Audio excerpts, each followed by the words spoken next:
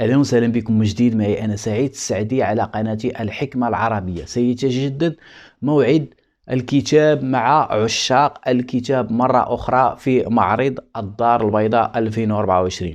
شنو قلت؟ الدار البيضاء، عفوا، معرض الرباط. معرض الدار البيضاء سابقا، لكنه في نظري سيرتبط دائما وأبدا بالدار البيضاء، رجالات ومثقفي البيضاء الذين صنعوا هذا المعرض والذي أصبح أيقونة لتلك المدينة، والتي ارتبط بمسجد أو بالقرب من مسجد الحسن الثاني. الآن أصبح مرتبط مرة أخرى بمدينة الأنوار الرباط، وأقول هذا بحسرة لأنه مرتبط بالإرث اللامادي والإرث الثقافي لمدينة الدار البيضاء. على كل حال، الآن انتزع من البيضاويين، وأصبح متاحا لساكنة الرباط والساكنة المجاورة. هواة الثقافة والكتاب يأتون من أماكن متعددة وحتى من خارج أرض الوطن، هذا معروف وعادي جدا، لكن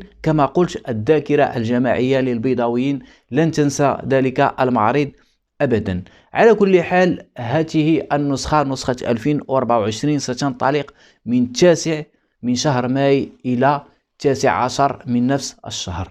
الملاحظ هذه السنة أن التوقيت تغير ربما لبعض النداءات التي تقول بأن التوقيت السابق، التوقيت الذي كان مطروحا السنة السابقة والتي كانت قبلها، غير مواتي للطلبة لأنهم يكونون في مرحلة الامتحان، غير أيضا مواتي للعديد من الأساتذة الذين تكون لهم التزامات موازية. فهذه السنة تحسب للمنظمين أنهم غيروا الزمن الذي كان في السابق. إذن من 9 ل 19 سنعيش هذا العرس بالموازاة مع أروقة الكتاب. هناك ندوات، هناك أمسيات شعرية، هناك لقاءات مع وجوه ثقافية متعددة لم يطرح إلى حدود الساعة البرنامج، والمكان هو نفسه الذي كان في النسختين السابقتين، أي ساحة الأولمبي